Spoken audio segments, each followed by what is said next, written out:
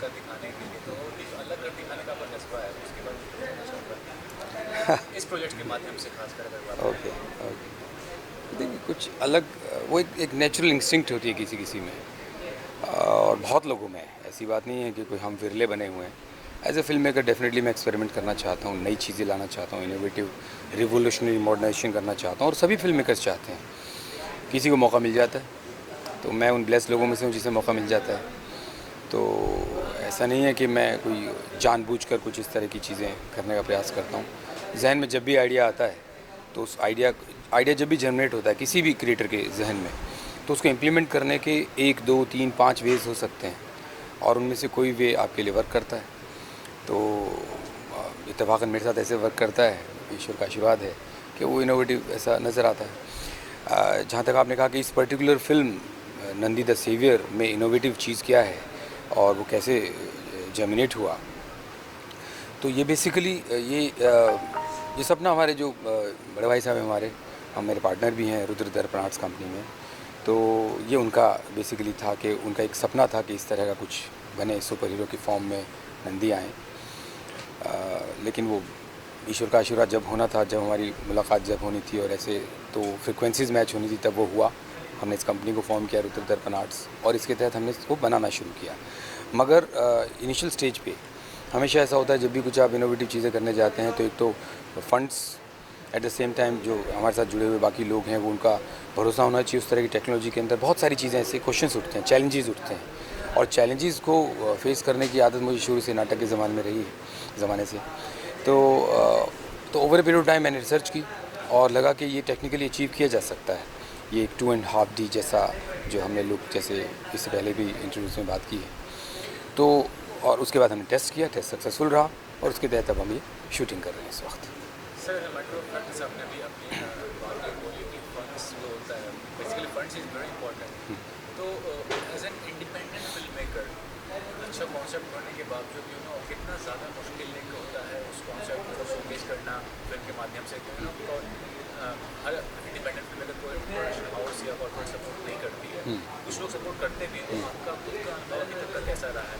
जो है good concept how far people are going to support? देखिए मेरा पर्सनल अनुभव तो बहुत ही ब्लेसिंग वाला रहा है।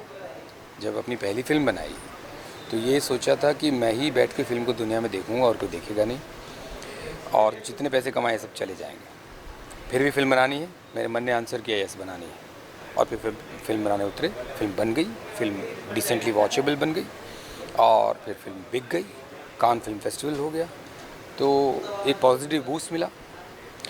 अब बहुत सारे ऐसे फिल्म मेकर्स हैं जो बहुत अच्छा काम भी कर लेते हैं, उसके बावजूद वो उसका वो रिटर्न वैसा नहीं आ पाता है कि बूस्ट मिले अगली फिल्म बनाने का।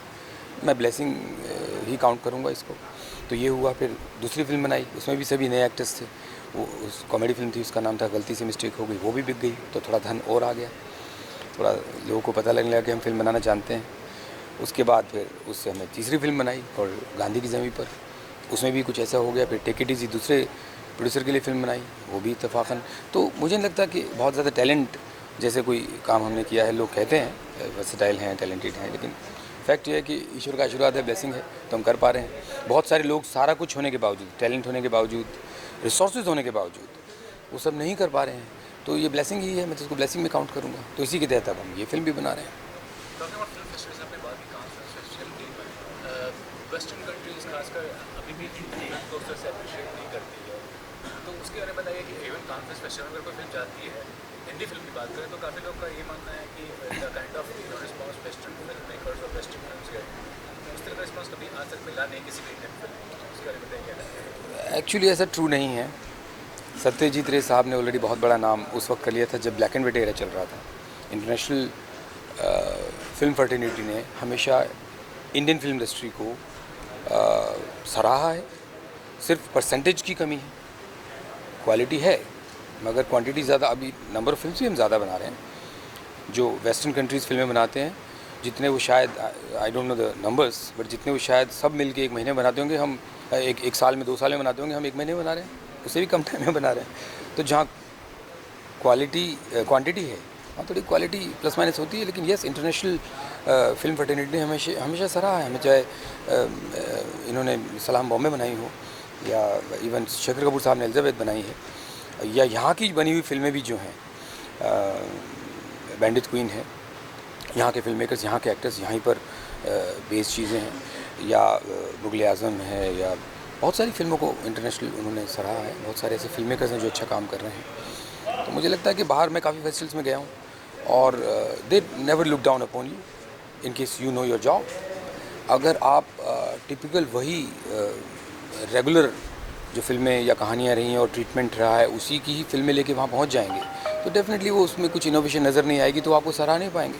आप कुछ भी थोड़ी इनोवेशन लेके जाइए, चाहे वो ट्रीटमेंट हो, चाहे वो टेक्निकल हो, चाहे वो परफॉर्मेंसेस का हो, तो डेफिनेटली क्यों नहीं सराहेंगे। देखिए, art is beyond the borders of countries, it is beyond languages, art is beyond so many things what normal people conceive or they perceive the idea of. Cannes film festival जो है वो basically बहुत बड़ी market भी है, तो वहाँ पर इंटरनेशनल सिनेमा आता है, वहाँ पर हॉलीवुड के साथ साथ बॉलीवुड के साथ साथ इंटरनेशनल सिनेमा लगभग हर कंट्री से आता है। और वहाँ पर जितने भी हमारे इंडिया से एक्टर्स जाते हैं उनमें विद रिस्पेक्ट ज़्यादातर तो क्योंकि ब्रांड एम्बेसडर हैं बड़ी बड़ी ब्रांड्स के, इस वजह से जाते हैं। हमारी फिल्में पेड स्क्रीनिंग की जाती हैं। तो और कान वैसे भी हॉलीवुड नहीं है, सब जानते हैं। वो तो फ्रांस का एक यूँ समझिए कि यूरोपियन या एक ग्लोबली समझे तो शायद सबसे रिस्पेक्टेड फेस्टिवल है। तो भारतीय सिनेमा का डेफिनेटली कोई भी they never look down upon in case you have taken the right kind of different content. अब हमारी फिल्मों में गाने आ जाएंगे, गानों में भी डांसेस आ जाएंगे, बट ड्रीम्स जो हैं उसको हम स्क्रीन पर रिक्रिएट करते हैं, उसको एग्जैजरेट करते हैं। यूरोपियन सिनेमा में तो बैकग्राउंड म्यूज़िक अगर डाल दिया तो बहुत बार रिव्यूज़ ऐसे लिख देते हैं क्रिटिक्स कि फिल्म मेकर अपनी इमोशंस को कहने के लिए बैकग्राउंड म्यूज़िक का सहारा ले रहा है, उसे सहारा लेना पड़ रहा है।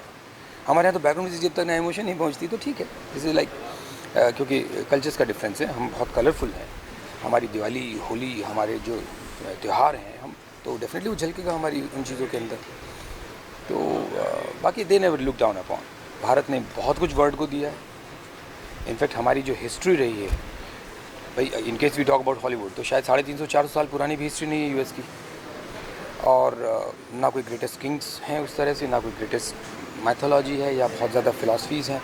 तो whenever they want to create such genre films, they always look over to China or the country we are hailing from, of course, because we have a history.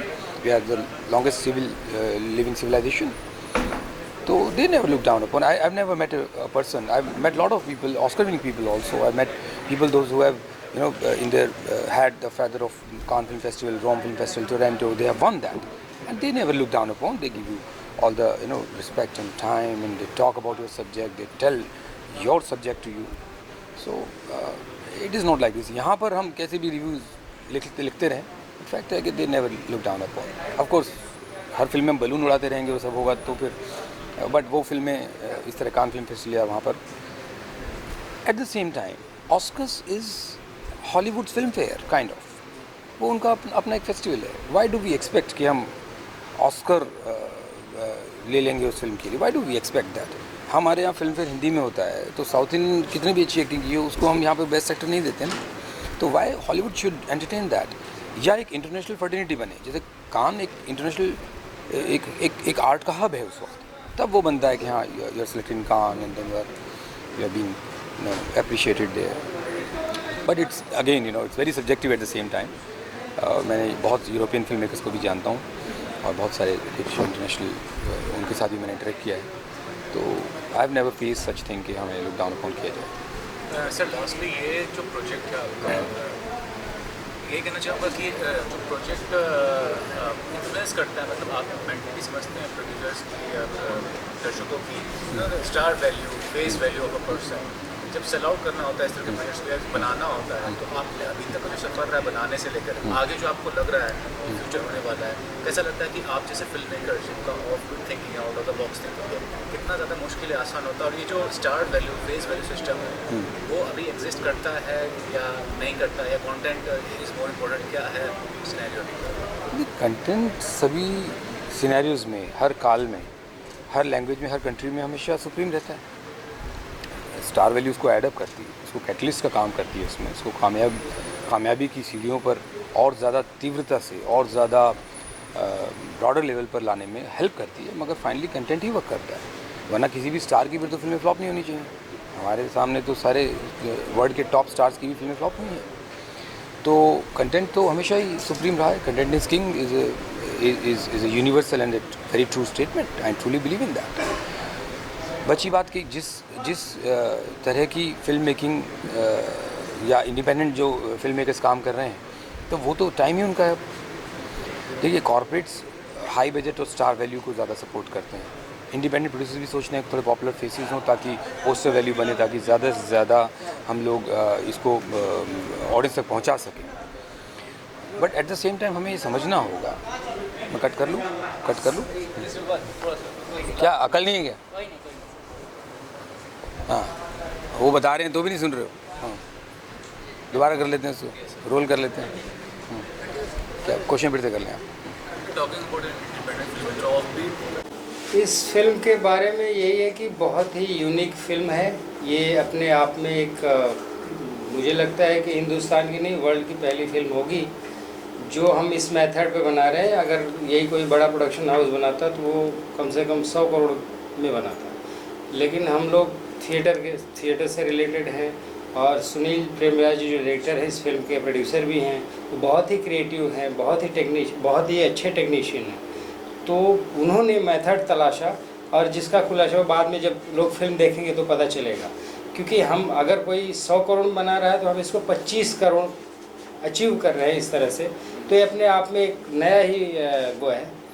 और बाकी इसमें बहुत ही, जैसे ये हमारे आर्ट डायरेक्टर हैं, इनका बहुत ही ज़्यादा इनपुट है इस फिल्म में, बहुत ज़्यादा क्रिएटिविटी है।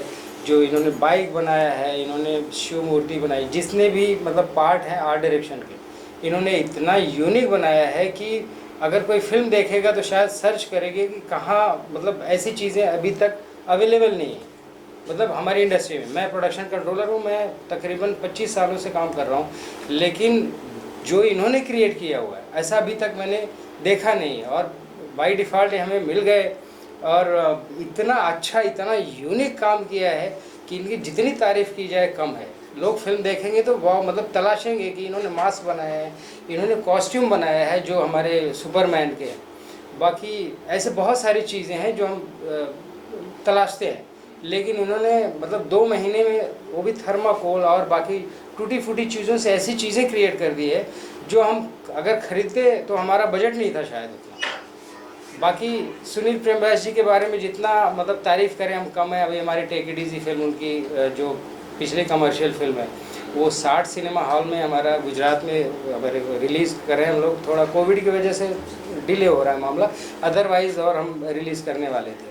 सर, आपसे जानना चाहूँगा, आपके ज़बान से आपका परिचय और जो आपका एफर्ट पुट किया है आपने इस प्रोजेक्ट में, उसके बारे में बताइए कि इस तरह के प्रोजेक्ट में एज एन आर्ट डायरेक्टर आपको कितना क्रिएटिव फ्रीडम मिला है और कितना ज़्यादा आप एक यूनिक कॉन्सेप्ट लेकर आए हैं इस प्रोजेक्ट में, वो बताइए। इस फिल्म के अंदर अभी जैसे मैं आप लोगों के सामने बैठा हूँ, वो सिर्फ ओम सर की वजह से, क्योंकि उन्होंने मुझे मौका दिया। यहाँ पर क्या है कि पहले अगर किसी के पास एक्सपीरियंस है, 4-5 फिल्में कर चुका है, तब यहाँ पर भरोसे के साथ हाँ भाई मेरा जो नुकसान नहीं कर सकता, इसे मौका दो। लेकिन हमारे यहाँ इंडस्ट्री में बहुत ही चुनिंदा और बहुत ही कम लोग ऐसे हैं जिन्हें हम जैसे नए लोगों का मौका मिलता है। अंधेरे में रोशनी जब सूरज की होती तो हम चमकते और तारे कहलाते, वो इनकी वजह से, ओम सर की वजह से या फिर सुनील सर की वजह से। हम लोग काम करते हैं, हमें मौका मिलता है तभी हम कुछ कर पाते हैं। मदारी की तरह खेल दिखा दिया तभी टोपी में पैसा गिरेगा, तो वही है, हमें दिखाने का मौका मिला, ये हमारे लिए बड़े सम्मान की बात है।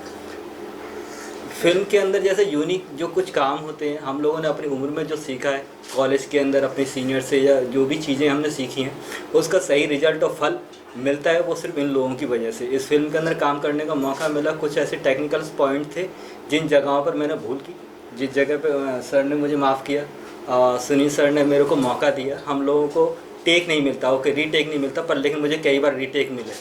पैसे के अंदर बर्बादी ना होते हुए कि कम पैसे के अंदर जो काम हो, छोटी मोटी मेरे से गलती हुई, उन वजहों पर भी मुझे माफ़ किया। ऐसे लोग बहुत कम हैं यहाँ पर सिर्फ ओनली बिजनेस है, लेकिन बिजनेस के तौर पर इमोशनली लोगों को काम भी सिखाना, उन्हें मौका देना, वो सुनील सर और ओम सर है। ये चाहूँगा जो कि क्रिएटिव आपका रियलिज्म है, जो कि रियलिस्टिक दिखाने की कोशिश की गई, ये जो आपका इंस्पिरेशन रहा आपने देखा इस तरह का चीज़ को कि खुद से आपके दिमाग में ये बात है कि रिलीजन ऐड करें इस चीज़ को? नहीं, इसके लिए हम लोगों की पहले मीटिंग होती है डायरेक्टर साहब के साथ, उनके साथ बैठ के उनके थॉट्स हम जानते हैं कि उन्हें इसके अंदर कितना ज़्यादा रियलिटी चाहिए, कितने रियलिस्टिक चाहिए। अगर एक बच्चा एक 5 फुट की मूर्ति उठा रहा है तो उसका वज़न क्या होना चाहिए, वो किस मटेरियल में होना चाहिए, वो टेक्निकल पॉइंट हो जाने के बाद में क्लियर हम लोग उस वाले काम को पॉसिबल करते हैं कि इस सीन को हम कैसे क्रिएट करें। इसमें आर्ट डायरेक्टर के तौर पे इस तरह के प्रोजेक्ट में काफ़ी स्कोप रहता है अपने हाँ, प्रूव करने बिल्कुल। का। आपको कितना लग रहा है कि ये करियर पॉइंट ऑफ व्यू से आपको बहुत ही इंपॉर्टेंट प्रोजेक्ट होगा? मुझे लगता है अगर हम टीम के अंदर जितने भी लोग हैं वो सुनील सर के हम लोग खोजे हुए हैं, तो हम लोग मामूली लोग तो नहीं हैं, कुछ ना कुछ तो है। तो हमें स्कोप मिलेगा या नहीं मिलेगा वो ईश्वर की कृपा है, लेकिन सर जिस तरीके से हम लोगों से काम करा रहे हैं ये हमारे लिए बहुत बड़ी बात है और हमें यकीन है कि हम सभी लोग कामयाब होंगे। और कुछ अपने बैकग्राउंड के बारे में बताइए कि क्या पास बैकग्राउंड रहा है? मेरा बैकग्राउंड मैंने दिल्ली कॉलेज ऑफ आर्ट से बैचलर ऑफ फाइन आर्ट्स किया है जो 4 साल का होता है। उसके बाद आगरा यूनिवर्सिटी से मैंने मास्टर डिग्री किया है और तकरीबन मुझे इसके अंदर 25 साल हो गए हैं इस लाइन के अंदर। फिल्म के अंदर 2 साल से जुड़ा हूँ, लेकिन फिल्मों के अंदर तैयार होने के लिए मुझे 20 से 25 साल लगे। Thank you sir. और हम बड़े सौभाग्यशाली हैं सुनील प्रेम व्यास जी का, जो उन्होंने हमें मौका दिया है ये हमें क्रिएट करने का। बाकी चलो ठीक है, मैंने जो इन्होंने कहा प्रोडक्शन कंट्रोलर होता है, चलो टीम, बट सारा दारोमदार हमारे सुनील प्रेम व्यास जी को जाता है, जो बड़े ही क्रिएटिव उनके साथ काम करके। इनफैक्ट जो नए लोग भी जुड़े हैं इस फिल्म, कोई उनके साथ 10 सालों से जुड़ा है। मैं इनफैक्ट उनकी कई फिल्में कर चुका हूँ, 4-5 फिल्में मैं ही कंट्रोल कर चुका हूँ उनकी। बट जो भी है बड़े बहुत सौभाग्यशाली। जनरली ऐसा होता नहीं कि एक फिल्म की है और आप अलग आप, लेकिन उनके साथ जो जुड़ता है वो लॉन्ग टाइम के लिए जुड़ जाता है। Thank you. तो आपका परिचय जानना चाहूँगा कि आपका जो जुड़ाव है इस प्रोजेक्ट से किस तरह से जुड़ाव है, और जो डायरेक्टर है इस फिल्म के सुनील से के बारे में। और प्रोजेक्ट भी बहुत डिफरेंट काइंड ऑफ प्रोजेक्ट है, ये एवरेज प्रोजेक्ट नहीं कह सकते हैं, तो क्या कहना चाहेंगे इस चीज़ को लेकर? आप शुरू करेंगे या मैं? बिल्कुल अच्छा, आप मुझसे पूछो, ठीक। तो जी नमस्ते, मेरा नाम इशिका जैन है। ये जो प्रोजेक्ट है बहुत ही यूनिक है बिकॉज़ ऐसा वर्ल्ड में अभी तक एक्सपेरिमेंट नहीं हुआ गया है। तो इसके चलते मैं जिस तरह सर से मिली और जैसे हमारी स्क्रिप्ट रीडिंग्स हुई और सब उन्होंने जब बताया इसके बारे में, तो काफ़ी यूनिक ये प्रोजेक्ट है। In itself is a very good thought process because ये ना तो हॉलीवुड में हुआ है अभी तक, ना ही बॉलीवुड में हुआ है, और हम इसके साथ जुड़े हैं।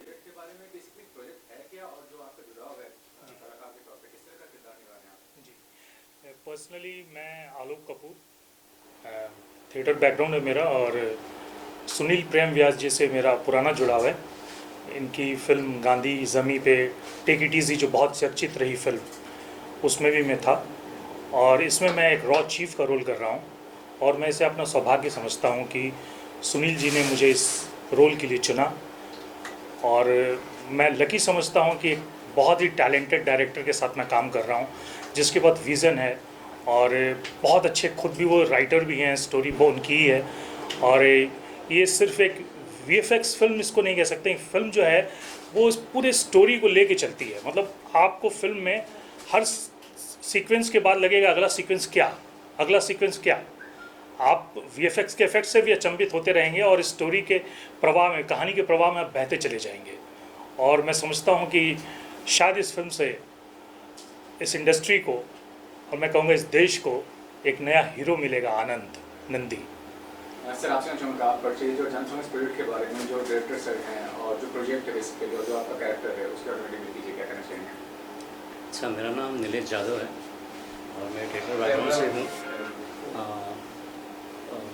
पिछले सुनील जी से मैं बहुत समय से जानता हूँ, उनके साथ काम कर चुका हूँ, बहुत टैलेंटेड पर्सन है।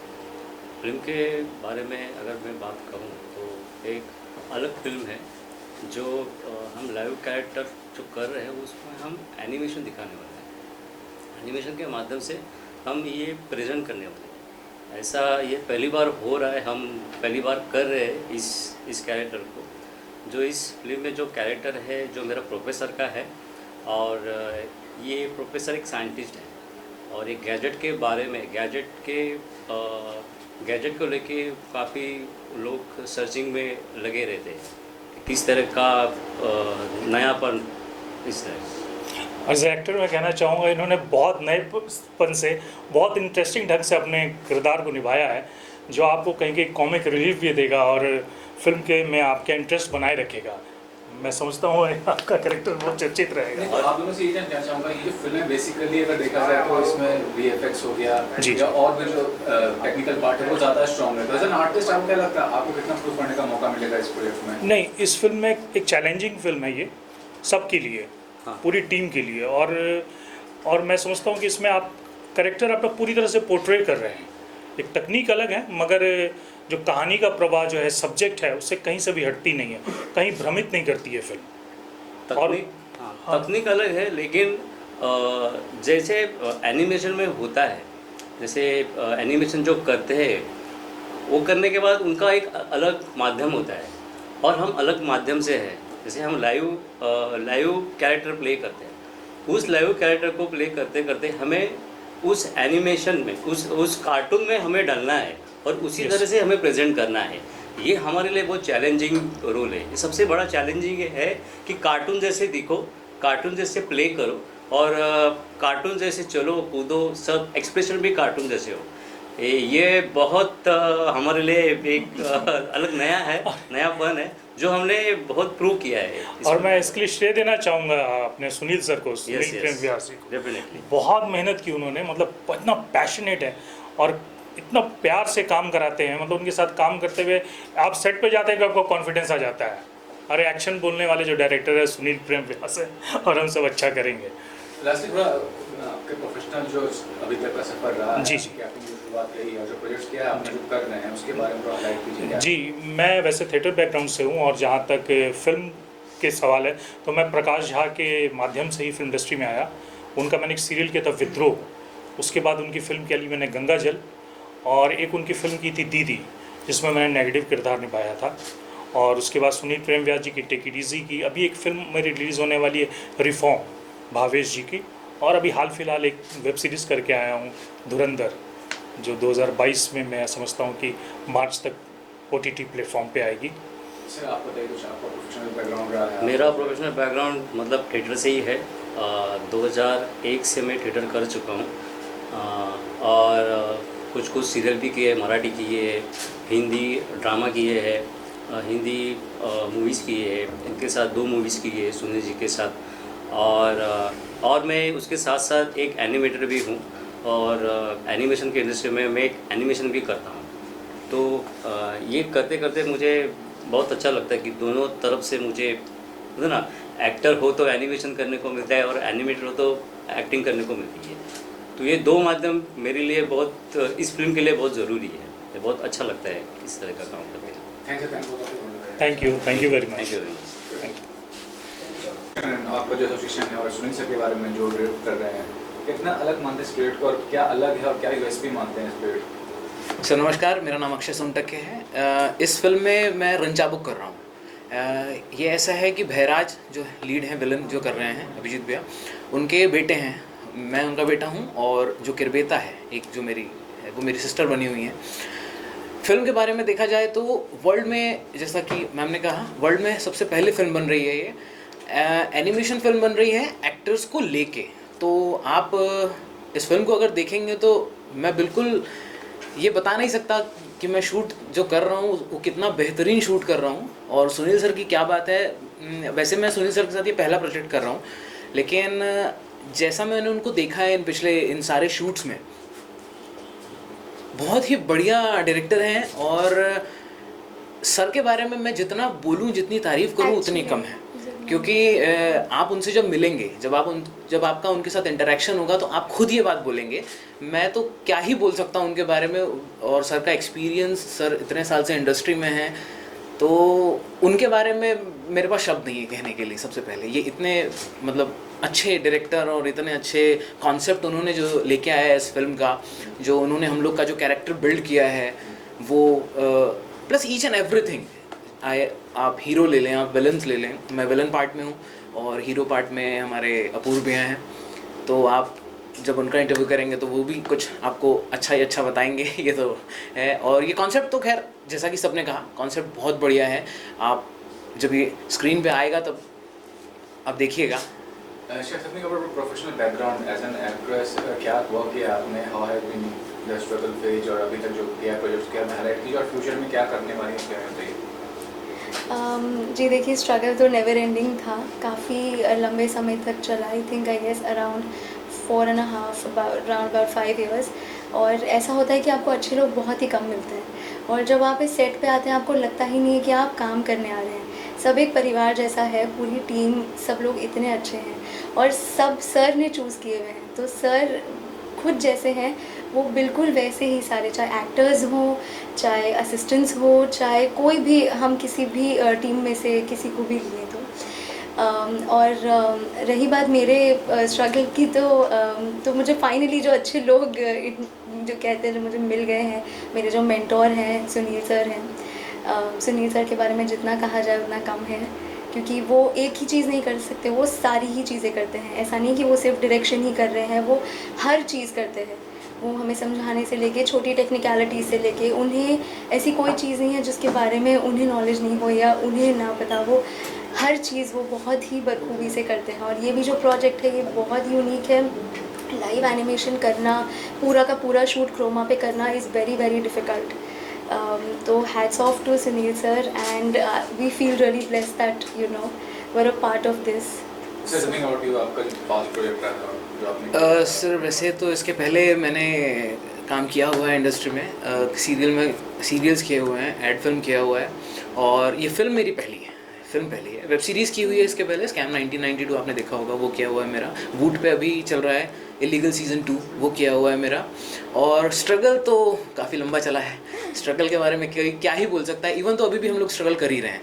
सुनील सर मिलने से ये हुआ है कि हम लोग एक स्टेप ऊपर आ चुके हैं। सुनील सर का हाथ लगने से मतलब ये बोल सकते हैं कि एक स्ट्रगल का एक पार्ट ख़त्म हो गया हम लोग की लाइफ में से। जो पहले था कि नहीं इधर जाना है, ऑडिशन से देना है, ये देना है, वो देना है, वो एक पार्ट जो है वो स्किप हो गया है। Sunil sir is a very good guy, और सर तो क्या ही बोलें, कैसे हैं। Thank you sir. Thank you. या rolling. Sunil sir, very different kind of a thought process you have as an director. तो ये जो प्रोजेक्ट है आपका नंदी डिसेवियर, क्या कहना चाहेंगे? व्हाट वाज द इंस्पिरेशन और what was the research you did earlier और what was the thing that really make you to make this movie and till now क्या स्टेटस है इस फिल्म का? What is the status? See status ये है कि हम तकरीबन 90% फिल्म शूट कर चुके हैं, और ये सरप्राइजिंग स्टेटमेंट है, हम एनिमेशन फिल्म बना रहे हैं और हम शूटिंग कर रहे हैं। वैसे हम काफ़ी ऐसी चीज़ें करते रहे हैं जो दुनिया में पहली बार हुई हैं, नई हुई हैं। जैसे हमने 1 टेक में 90 मिनट्स फिल्म बनाई थी, जैसे 2 actors portrait, 22 characters in A 1 minute story, Cannes film festival है उसका। तो अभी नंदी द सेवियर जो है वो जो एक it's a super hero film, और क्योंकि एनिमेशन फिल्मों की जो है वो प्रोसेस बहुत टीडियस है, लंबी प्रोसेस है, रेंडरिंग टाइम्स और कॉस्ट बहुत ज़्यादा है, और क्वालिटी अचीव करने के लिए बहुत ज़्यादा समय और बहुत सारी इन्वेस्टमेंट लगती है। तो I had this idea in my mind कि हम किस ढंग से एनिमेशन को रियल लाइफ एक्टर्स के ज़रिए अचीव कर सकते हैं without using the motion tracking, जो डॉट्स लगा के हम देखते हैं, सब मोशन कैप्चर किया जाता है। तो क्योंकि थिएटर का बैकग्राउंड है तो उस कारण से अपने एक्टर्स का इस्तेमाल करते हुए एक्सप्रेस कर पाए हम कैरेक्टर्स को और स्टोरी को। तो इस वजह से ये एक परमुटेशन कॉम्बिनेशन है, एक लाइव एक्टर्स की परफॉर्मेंस का और टेक्नोलॉजी का। टेक्नोलॉजी हमने कोई नई इजाद नहीं की है, बेसिकली एक बहुत देसी भाषा में समझें तो जैसे दुनिया में एक वक्त पे पाव भाजी नहीं थी, लेकिन आलू, शिमला मिर्च, टमाटर, मटर और सारे मसाले थे, और एक दिन इन्हीं के परमुटेशन कॉम्बिनेशन से पाव भाजी बन गई। तो ऐसे ही हम टेक्नोलॉजी का ऐसा परमुटेशन कॉम्बिनेशन इस्तेमाल कर रहे हैं इस एनिमेशन फिल्म को अचीव करने के लिए। हालांकि बहुत अभी इनिशियल स्टेज में है, हमने अपने टेस्ट सक्सेसफुली कर लिए हैं और 90 मिनट्स अभी हम 90% ऑफ द फिल्म शूट भी कर चुके हैं। तो इसकी लुक जो है वो 2D के आसपास होगी, जैसे ग्राफिक नॉवेल्स हम देखते हैं, तो समझिए जैसे मूविंग ग्राफिक नॉवल हो, लेकिन ट्रीटमेंट जो 3D है, जस्ट लाइक ए फिल्म कि कैमरा है, क्रेन है, मूविंग है। तो एक नई तरह का जॉनर क्रिएट हो रहा है, जैसे 2.5D जैसा एक नई तरह का जॉनर इसमें क्रिएट हो रहा है। हम इसको ऐसे डिफाइन कर रहे हैं 2.5D, जैसे ऐसा कोई जॉनर नहीं है दुनिया में, लेकिन यस लुक वो है और ट्रीटमेंट 3D की है, तो इससे जैसे 2.5D। Sunil sir, you are part of the industry for so long, तो ये फिल्म का जो एक्सपेरिमेंट आप कर रहे हैं, अभी भी इंडियन इंडस्ट्री की बात करें, इंडियन फिल्म इंडस्ट्री की बात कर रहे हैं, VFX या स्पेशल इफेक्ट उस कदर नहीं, you know you cannot match from the western countries as such. तो what you to say about it कि जब आप एक्सपेरिमेंट करते हैं इन चीज़ों को लेकर तो कितना ज़्यादा एक चैलेंज होता है और कितना ज़्यादा आपको अपनी तरफ से एफर्ट पुट करना पड़ता है और कितना समझते हैं रिस्क फैक्टर भी इन्वॉल्व होता है इस चीज़ को लेकर? बहुत इंटेलिजेंट और बहुत सुलझा हुआ क्वेश्चन है। हालांकि इसमें 3 क्वेश्चन हैं कि चैलेंजेस क्या हैं, जो टेक्निकल हैं, क्रिएटिव हैं, और रिस्क फैक्टर कितना है, यानी वहाँ मॉनिटरी चीज़ें आ जाती हैं। देखिए, ये इसमें कोई दो राय नहीं कि भारत ने अभी तक एनिमेशन फिल्म्स में इंटरनेशनल लेवल की कंपैरिजन में बहुत अच्छा काम, अभी तक हमने उस लेवल का काम अभी तक नहीं देखा है। यही एक कारण है कि मुझे ऐसा लगा कि माउस पर हम लोग जो एनिमेटर्स काम करते हैं सभी, वो अचीव कर पाएँ, उसकी जगह हम एक्टर्स का इस्तेमाल करें तो एक्सप्रेशंस उस लेवल तक ऑथेंटिक बनेंगे। जिस चीज़ को भी एक्टर टच करता है, कोई टेबल है, चेयर है, उसको हम रियल दे देंगे, उसको भी पेंट हम ऐसा करेंगे जैसे एनिमेटेड हो। और बाकी चीज़ें हम कंप्यूटर से डेफिनेटली क्रिएट कर रहे हैं, बैकग्राउंड्स हैं और जितने भी 3D एनवायरनमेंट्स हैं या 3D एसेट्स भी हैं कुछ इसके अंदर। तो ये एक यूँ समझिए कि एक क्रिएटिवली एक्सपेरिमेंट नहीं कहूँगा क्योंकि हम इसका सक्सेसफुल टेस्ट कर चुके हैं। ये क्रिएटिव इनोवेशन ज़रूर होगी। जैसे आज जो हम शूट कर रहे हैं क्रोमा फ्लोर पे ही है, लेकिन उसमें हम स्पेस को रिक्रिएट कर रहे हैं विदाउट इवन द केबल्स। और ये आई एम नॉट श्योर, लेकिन मुझे नहीं लगता कि दुनिया में किसी भी फिल्म की शूटिंग के दौरान विदाउट केबल्स आपने हवा या स्पेस में फ़ाइट को डिज़ाइन किया हो जो स्पेस जैसा नज़र आए। उसमें हमने एक्टर्स को ट्रेन किया कि कैसे स्लो मोशन में ही मूविंग है और अकॉर्डिंगली फ्रेमिंग की है। तो ये और ऑलरेडी सक्सेसफुल, मैं अभी वो शॉट लेके आ रहा हूँ। तो एक्सपेरिमेंट वो है जो पता नहीं कि सक्सेसफुल होगा या नहीं, कि यानी हम उसको अचीव कर पाएंगे नहीं। इनोवेशन वो है जहाँ हमने वो कर लिया है। तो मुझे लगता है हम ऑलरेडी सक्सेसफुल टेस्ट कर चुके हैं। हम मीडिया से बहुत जल्दी उसके कुछ शॉट्स भी शेयर करेंगे कि किस ढंग से हमने उसको अचीव किया है। तो ये इनोवेटिव आइडिया है जो किसी के भी जहन में आ सकता है। और मैं भी फिल्म मेकर हूँ, मैं भी सोचता हूँ कैसे हम कम में ज़्यादा करने का प्रयास करें। एनिमेशन फिल्म्स के लिए जो पेशेंस चाहिए, मनी चाहिए, एफर्ट्स चाहिए, वो शायद हमारे पास नहीं थे। इस वजह से हमने सोचा कि लाइव एक्शन और टेक्नोलॉजी का ऐसा इस्तेमाल किया जाए। कि जो बेसिकली ऑडियंस अगर 90% audience they want the masala kind of stuff, you know, when they watch movie उनका पैसा वसूल होना चाहिए। ये जो एक्सपेरिमेंटल फिल्म होती हैं बेसिकली उसके ऑडियंस बहुत कम है, you know, intelligent and in depth सोचने वाले। तो उसके लिए कितना बड़ा एक इशू क्रिएट होता है जब प्रोड्यूसर से डायरेक्टर से इस तरह के प्रोजेक्ट बनाना चाहते हैं। तो देखिए, ये तो एक रेगुलर सुपर हीरो फिल्म है। If you are talking about only this film, Nandi the saviour super hero film है, उसके तो ऑडियंस हैं। आप वर्ल्ड अक्रॉस हिस्ट्री उठाएं तो जितनी भी सुपर हीरो फिल्म्स हैं उन्होंने टॉप ग्रॉस किया है। और इंडिया में भी आप देखें तो जितने भी इवन एट ए वेरी जो छोटे बच्चों को टारगेट किया, छोटा भीम वो भी एक सुपर हीरो एक तरह से, या बाल गणेश आए वो भी, तो ऑलरेडी इस सब्जेक्ट के ऑडियंस हैं। अब यह है कि उसको किस फॉर्म में हम कह रहे हैं, यानी कि हम उसको लाइव एक्शन कह रहे हैं या एनिमेशन कह रहे हैं या 2.5D जिस तरह के जॉनर हम जनरेट कर रहे हैं या क्रिएट कर रहे हैं वो उसमें कह रहे हैं, ये मुद्दा रह जाता है। तो मुझे लगता है, और स्टोरी टेलिंग में सबसे ज़्यादा इंपॉर्टेंट चीज़ ये है कि आप किस ढंग से इसको ऑडियंस को होल्ड कर पाते हैं। That is the most important thing. आप कोई भी जॉनर बनाइए, आप हॉरर बनाइए, आप कॉमेडी बनाइए, लव स्टोरी बनाइए, आप थ्रिलर बनाइए, लेकिन होल्ड कैसे कर पा रहे हैं, दैट काउंट्स। और मुझे लगता है ऑलरेडी वो हमने स्क्रीन प्ले के लेवल पर ही अचीव कर लिया है। It's a matter of executing it now. और पहले मैं इतना कॉन्फिडेंट नहीं था, मगर अब हम 90% फिल्म शूट कर चुके हैं तो हमें पता है कि film, because I edit all my film so I can see. तो मुझे ऐसा लगता है कि हम रिसेंटली वॉचेबल फिल्म बनाने वाले हैं, बन जाएगी, बहुत ज़्यादा समय नहीं है इसमें। तो बची आपने जो रिस्क की बात की, तो रिस्क फैक्टर सब जगह पे इन्वॉल्व है। People have made with the stars, with top banners, with top marketing, top hit songs and flop films. तो रिस्क फैक्टर सब जगह इन्वॉल्व है। हाँ, रिस्क को मिनिमाइज कैसे कर सकते हैं, दैट काउंट्स। और एनिमेशन फिल्म्स के जिस तरह के 6 times 10 times बजट होते हैं कंपेयर टू लाइव एक्शन, उसके मुकाबले हम जिस मेथड पे हैं, डेफिनेटली हमने वो ऑलरेडी रिस्क फैक्टर को काफ़ी मिनिमाइज कर दिया है।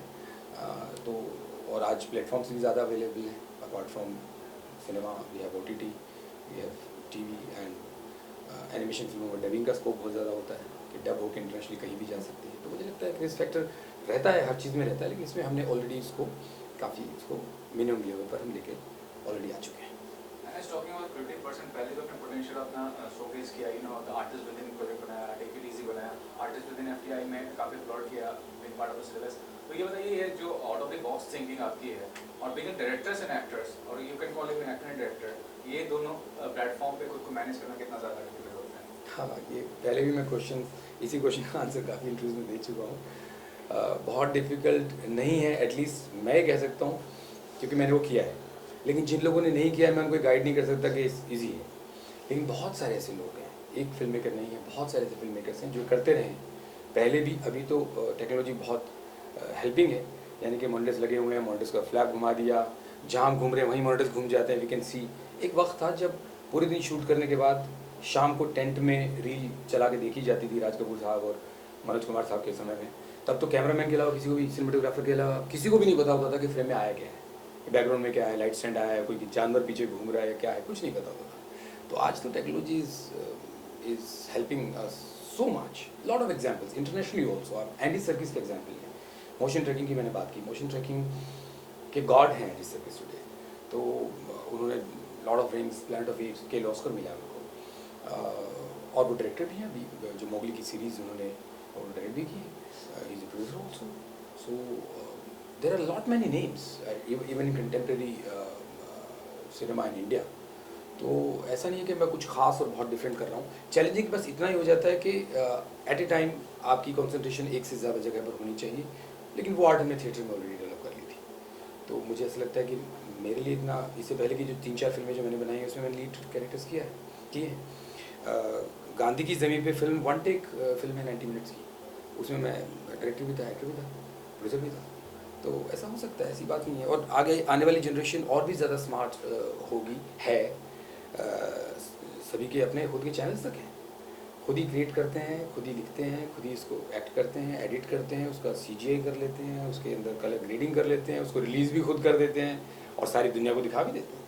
तो ये गोल्डन पीरियड है फिल्म मेकर्स के लिए। तो I am lucky to be born in this era as a film maker. Sir lastly asking, I mean as you mentioned in your interview कि आर्टिफिशियल इंटेलिजेंस जो कॉन्सेप्ट है, मतलब people are getting lot of inclusive है कि basically है क्या, खासकर film making की बात आप यूज़ कर रहे हो उस चीज़ को, कितना चेंज किया है फिल्म मेकिंग बिजनेस को, और वेस्टर्न कंट्रीज में काफ़ी हो रहा है। जो बहुत जानकार नहीं चीज़ को लेकर उनको बताइए क्या है बेसिकली आर्टिफिशियल इंटेलिजेंस और फिल्म मेकिंग में कैसे हेल्प कर रहा है चीज़। फिल्म मेकिंग क्या, वो तो कंज्यूमर तक पहुंच चुकी है। आज आप ऑटो फोकस नाम की चीज़ है, फिल्म मतलब कैमरा में ऑटो फोकस, एक फोकस पुलर एक डिस्टेंस माप के फोकस को लिया करता था एक्चुअली इंची टेप से। आज वो एक टच स्क्रीन के ऊपर बस बटन दबाता है और वो फोकस। और ऑटो फोकस की जो स्पीड है अभी, जो सोनी के कुछ कैमराज हैं, वो इतनी क्विक है कि आपके सामने से पक्षी उड़ के जाएगा तो फोकस शिफ्ट करके वापस कर लेता है। तो ये AI का नतीजा है, ऐसी एक नहीं। जिस तरह से जेम्स कैमरन साहब ने अवतार 1 के वक्त ही वो टेक्नोलॉजी डेवलप की, जब लाइव रेंडर देख सकते हैं, तो कितनी सारी चीज़ों पर काम किया गया। तो फिल्म मेकिंग में तो इसका थोड़ा नहीं, भरपूर इस्तेमाल होने वाला है। जो मेरे सुनने में आया है उसमें बहुत सारी चीज़ें ऐसी, आजकल तो कंप्यूटर्स जो है वो म्यूज़िक कंपोज कर रहे हैं, जो आर्टिफिशियल इंटेलिजेंस है वो अभी स्क्रिप्ट डिज़ाइन करने लग जाएगी कि इस तरह के जॉनर में इस तरह के कैरेक्टर्स के साथ 10, 20, 25, 1000 तरह के कैरेक्टर्स ऑलरेडी फेड हैं सिस्टम में। आप परमुटेशन कॉम्बिनेशन से कहानी बना के बताइए, और वो कर रहे हैं। देखिए चार्ली चैपलिन ने 1948 में फिल्म की द ग्रेटेस्ट डिक्टेटर, जिसमें उन्होंने हिटलर का कैरेक्टर भी किया। उसमें उन्होंने एक स्टेटमेंट कही थी, there will be times when emotions will be less and machines will be more. और आर्टिफिशियल इंटेलिजेंस इसी की शुरुआत है। हम स्माइली भेज रहे होते हैं, स्माइल नहीं कर रहे होते हैं, हमारे बिहाफ पे मोबाइल स्माइल कर रहा होता है। तो टेक्नोलॉजी उस तरह से बढ़ रही है, इसका नुकसान भी है, डिसएडवांटेजेस भी हैं, बट एडवांटेजेस बहुत ज़्यादा है। At least me as a film maker I am utilizing it. So I am blessed to be born in this year. अगर विद ड्यू रिस्पेक्ट के आसिफ साहब को मुगल आजम के लिए और 10 करोड़ रुपये, 100 करोड़ रुपये दे दिए होते, तो क्या वो उससे अच्छी मुगल आजम बना पाते उस वक्त? नहीं, क्योंकि उससे आगे टेक्नोलॉजी अलाउ नहीं कर रही थी। उस वक्त तक का बेस्ट उन्होंने किया, उसके आगे टेक्नोलॉजी अलाउ नहीं कर रही थी। But we people are lucky to be born in this era कि हम जो सोच सकते हैं उसको क्रिएट कर सकते हैं। लायन किंग के लायन को आप कहाँ से लाएंगे एक्टिंग करने के लिए? वो टेक्नोलॉजी का कमाल है। आप कहाँ से वो सीन्स जनरेट करेंगे रेवेनेंट के, जिसमें वो भालू हमला करता है जो लियोनार्डो डिकैप्रियो पे, वो कैसे क्रिएट करेंगे? उसमें तो कैरेक्टर यानी एक्टर को मार ही देगा जानवर। तो वो सारी चीज़ें हम क्रिएट कर पा रहे हैं। वो दिन दूर नहीं जब लाइव एक्टर की शायद ज़रूरत ही ना पड़े। ऑलरेडी हमने स्टार वॉर्स में देखा है, 2 कैरेक्टर्स को रीजनरेट किया गया, very near to the real. Iron man जो लास्ट पार्ट आया था उसके क्लाइमेक्स में जो हमारे प्रेगनिस्ट हैं उनको चोट लगी हुई थी, तो he is not there and they recreated what is they never came to know. Even in Fast and Furious, the character is no more, and they recreated it. So, artificial intelligence and the rest of the technology, whatever is happening, is a great help for us. Thank you so much. Basically एक super hero की movie है नंदी जी। हम सबको पता है नंदी जी कौन है। तो ये इस तरह से अलग है क्योंकि आज तक पूरे वर्ल्ड में, इंडिया में नंदी जी के ऊपर कोई मूवी बनी नहीं है। तो इस तरह से ये डिफरेंट है। और as an actor it was always a dream for me to play super hero. तो इसमें मुझे ये मौका मिला है सुपर हीरो पोर्ट्रे करने का एज नंदी जी। तो I am very very excited and looking forward to give my best in this. तो ये भी अच्छा होता है, काफ़ी शेड्यूल पूरा हो चुका है फिल्म की शूटिंग काफ़ी। तो जो जब शुरुआत में शूटिंग शुरू हुई और अभी तक किस तरह का अनुभव रहा आपको, क्योंकि ये गेटअप करना और जो कैरेक्टर प्ले कर रहे हैं एक इजी टास्क नहीं किसी एक्टर के लिए, तो वो बताइए जो अनुभव था आपका कैसा रहा? बेसिकली जो डायलॉग पार्ट्स थे, जैसे मूवी के डायलॉग पार्ट्स थे, वो बहुत ही हम लोगों ने सब साथ में रिहर्सल्स किया था एक्टर्स के साथ। तो वो बहुत इजी था। लेकिन इसका जो एक्शन पार्ट है तो उसमें हमें थोड़े चैलेंजेस फेस करने मिल रहे हैं। जैसे कि आप देख रहे हैं सुबह से मैं और मेरा को एक्टर अभिजीत ये मेन विलन कर रहा है इस मूवी में। तो क्योंकि इसमें अलग अलग हम स्पेस में भी फाइट कर रहे हैं, हम अलग अलग एटमॉस्फेयर में अलग अलग जगह पे फाइट कर रहे हैं। तो ये इतना इजी नहीं है हमारे लिए, बहुत ही चैलेंजिंग है। और हम ट्राई करेंगे हम इसको अच्छे से कर पाएँ। सर आपसे चाहूँगा आप परिचय दीजिए और जो प्रोजेक्ट में आपका पार्ट है और सुनील जी का जो डायरेक्शन और जो प्रोजेक्ट एम्बिशियस प्रोजेक्ट है उसको लेकर कितने उत्साहित हैं आप? मेरा नाम अभिजीत सिंह यादव है। सुनील सर के साथ हम लोग लास्ट 11 ईयर से हैं और हम लोग थिएटर से हैं बेसिकली। जैसा सुनील सर ने ऑलरेडी उन्होंने काफ़ी थिएटर प्ले वगैरह किए हुए हैं और मूवीज़ भी डायरेक्ट की हुई हैं। सो ये जो प्रोजेक्ट है ये इसलिए डिफरेंट है क्योंकि जैसा अपूर्वा ने बोला कि आज तक नंदी के ऊपर कोई प्रोजेक्ट बना नहीं है सुपर हीरो। क्योंकि बेसिकली देखा जाए तो नंदी एक्चुअल में सुपर हीरो है क्योंकि वो शिव जी के वाहक है और उनको हमेशा कॉमेडी टाइप के बना के प्रेजेंट किया गया है, जबकि ऐसा है नहीं, ही इज़ अ वॉरियर। और ये जो पिक्चर का टेक्सचर है काफ़ी कुछ आपको सुनील सर ने बताया होगा। हम लोग प्रॉपर परफॉर्म कर रहे हैं और इसे एक्चुअल प्रेजेंट किया जाएगा 3D type of animated movie. So यहाँ पे जो भी सारी चीज़ें हो रही हैं अभी, जैसे हम लोग एक्शन सीक्वेंस जो कर रहे हैं वहाँ पे कोई भी केबल वगैरह यूज़ नहीं की गई है। टोटल एकदम न्यू एनवायरनमेंट है। हम लोग खुद काफ़ी चैलेंज है हम लोग के लिए करने के लिए खुद भी, क्योंकि हम लोग ने खुद भी पहले ट्राई नहीं किया। और जो हमारा कॉस्ट्यूम है वो रेगुलर नहीं है, तो कॉस्ट्यूम में आने के बाद परफॉर्म करना बहुत ज़्यादा डिफ़िकल्ट हो जाता है। रिहर्सल्स हम लोग ने काफ़ी की हुई है पर इट्स वेरी डिफ़िकल्ट। अब सुनील सर का प्रेजेंटेशन ऐसा है कि वो हमेशा थिएटर बेस्ड पे ही काम करते हैं और ये बहुत अच्छा है। और जिस हिसाब से वो एक ये मूवी को डायरेक्ट करके प्रेजेंट करना चाहते हैं, जो पैटर्न ये फर्स्ट टाइम होगा वर्ल्ड में, ऐसा कभी किसी ने किया नहीं है अब तक हम लोगों की नॉलेज में। तो एक्साइटमेंट तो है ही है और एक्चुअल जो सुपर हीरो है उसको हम लोग अब प्रेजेंट करने जा रहे हैं। हमारी कोशिश है कि वो हम अच्छे से उस किरदार को निभा पाएँ। अपूर्व इस पिक्चर में एज अ नंदी काम कर रहे हैं सुपर हीरो, और मैं Abhijeet as a negative lead कर रहा हूँ। भयराज मेरे कैरेक्टर का नाम है। तो देखते हैं हम कितना अच्छा, हमारी कोशिश है हम अच्छे से कर पाएँ और आप लोगों को अच्छे से एंटरटेन कर पाएँ। आपका जो अभिनय क्षेत्र से जुड़ा हुआ है, कब से जुड़ा हुआ है, जो आपने कार्य किया है और जितना संघर्ष रहा आपका इस क्षेत्र में, उसके बारे में कुछ बताइए, क्या कहना चाहेंगे? सालों हो गए इस बात को। Sunil sir is my mentor. तो मैंने उनका थिएटर ग्रुप जो है दर्पण थिएटर एंड सिनेमास, मैंने सालों पहले उनको ज्वाइन किया था। उन्होंने मुझे ट्रेन किया है और मैंने सुनील सर के साथ काफ़ी प्लेस भी कर चुका हूँ मुंबई में, डिफरेंट प्लेसेस में। तो उसके बाद मैंने सुनील सर के साथ पहला जो प्रोजेक्ट किया था गांधी की ज़मीन पे, अनफॉर्चुनेटली अभिजीत उसमें काम नहीं कर पाए क्योंकि हम जब रिहर्सल्स कर रहे थे तो उस दौरान उनकी एक्सीडेंट हो गई थी। उसके बाद मैंने गांधी की ज़मीन पे कर लिया। फिर सुनील सर के साथ टेक इट इजी एक दूसरी मूवी है उनके, उसमें भी हम दोनों ने स्पोर्ट्स टीचर का किरदार जो अभिनय है वो पोर्ट्रे किया। आफ्टर दैट आई डिड शादी भी बाकी है, drop of water, door, there are many short films, बहुत सारे सीरियल्स, कैमियो, ये सब. तो I have been doing so many different work. अभी क्या बताइए आपका जो अभिनय का क्षेत्र से जुड़ा हुआ है, अगर आपका जो संघर्ष रहा, जो प्रोजेक्ट्स किए हैं उसके बारे में कुछ इसको. मैं पिछले 17 सालों से थिएटर के साथ हूँ और बेसिकली मैं यूपी से हूँ, इलाहाबाद से, जैसे अभी प्रयागराज में हूँ. तो मैंने वहाँ पे भी काफ़ी थिएटर किए हुए हैं और उसके बाद मैं यहाँ पे कर रहा हूँ. जैसा पूर्व में बोला एग्जैक्टली लास्ट प्रोजेक्ट में शूटिंग के टाइम पे, शूटिंग लोकेशन पे जाते वक्त मेरा एक्सीडेंट हुआ था. तब मैं फिर उस प्रोजेक्ट से बाहर हो गया था और फिर मेरा काफ़ी लंबा ब्रेक हुआ है.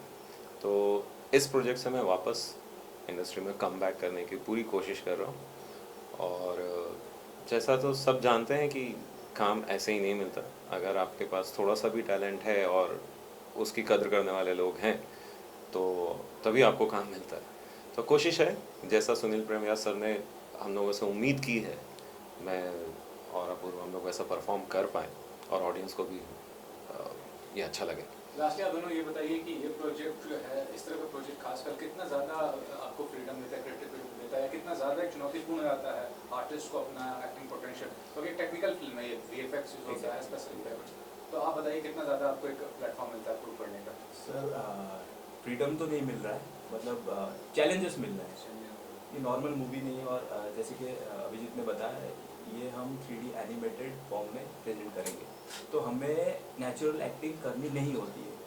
तो हमें जो है नेचुरल एक्टिंग ना करते हुए परफॉर्म करना एक 3D कैरेक्टर की तरह, तो ये हमारे लिए चैलेंज है और हम ट्राई कर रहे हैं कि ये हम कर पाएँ. क्योंकि एक नॉर्मल इंसान की तरह परफॉर्म करना और एक एनिमेटेड एक जो कैरेक्टर जो है नहीं, जिसको हम कंप्यूटर में बनाते हैं, वीएफएक्स में बनाते हैं, उसकी तरह परफॉर्म करना बहुत ही ज़्यादा चैलेंजिंग हो जाता है. लेकिन अच्छा लग रहा है. It's a new experience and we all are enjoying it. Please आप बताइए क्या कहना चाहेंगे, एज एन आर्टिस्ट कितना फ्रीडम मिल रहा है, कितने चैलेंजेस कह सकते हैं, क्योंकि एक टेक्निकल फिल्म है और पूरा जो है वीएफएक्स और स्पेशल इफेक्ट्स और अदर इश्यूज जो होता है टेक्निकल चीज़, उसको लेकर होता है. देखिए, ये आपको एक राइट कॉम्बिनेशन मिलेगा टेक्निकल पार्ट का और उसके साथ साथ ह्यूमंस जो परफॉर्म कर रहे हैं उसके साथ. ये बहुत बढ़िया बैलेंस रहेगा दोनों का, क्योंकि एक ने भी अगर अच्छा काम नहीं किया तो पूरा प्रोजेक्ट खराब हो जाएगा. हम लोग पूरी कोशिश कर रहे हैं कि वैसा कैरेक्टर प्ले करें और वीएफएक्स वाले पूरी कोशिश कर रहे हैं कि उसे और उतने बेटर वे में उस तरीके से वो उसे प्रेजेंट कर पाएँ. तो दोनों का ही 100% है. और लिबर्टी हमारे पास नहीं है, बहुत रिस्ट्रिक्ट मूवमेंट्स हैं और डायलॉग्स वगैरह बहुत हैवी डायलॉग्स हैं. एक्चुअली बहुत मीनिंगफुल, बहुत हैवी डायलॉग्स हैं, उसे कैरी करना बड़ा डिफ़िकल्ट है. तो ऐसी चैलेंजेस है एज अ परफॉर्मर ऑल्सो. और combination the technical and this, ये भी चैलेंजेस है. हम ट्राई कर रहे हैं कि हम बेस्ट कर पाएँ. तो लिबर्टी तो नहीं है हमारे पास ज़्यादा, बहुत रिस्ट्रिक्टेड चीज़ें हैं हमारे करने के लिए. एक चीज़ है कि जितना भी एक्शन पार्ट जो हम लोग ने डिज़ाइन किया हुआ है, नॉर्मली लोगों के पास काफ़ी स्टफ़ होते हैं करने के लिए, हम लोग उसको भी एक डिफरेंट वे में कर रहे हैं. वो डेफिनेटली आपको मेकिंग में बाद में पता चल जाएगा कि हम लोग ने कैसे कैसे बहुत सारी चीज़ें की है. तो रेगुलर बेस पे नहीं है, थोड़ा सा एक यूनिक टेक्सचर है इसका, प्रिपरेशन का एंड प्रेजेंटेशन का. बिहाइंड द कैमरा बहुत सारी चीज़ें होती हैं, वो आपको सही टाइम पे चीज़ें रिवील हो जाएंगी. Thank you so much. And lastly, I would like to thank all of you for giving your precious time to us. And I would like to thank Sunil sir and his entire team for giving us this opportunity. So thank you. Yes, sir. Sunil sir and Rudra Darpan Sinayar, we are thankful to him कि उन्होंने हमें chance दिया और ये unique project वो करने के लिए रेडी हुए, क्योंकि एनिमेशन मूवी अपने यहाँ ज़्यादा चलती नहीं है, लोग जल्दी हाथ नहीं डालते हैं सारे प्रोजेक्ट्स पे. फिर भी सर ने ये रिस्क लिया है, देखते हैं, होप कि अच्छा हो. Thank you.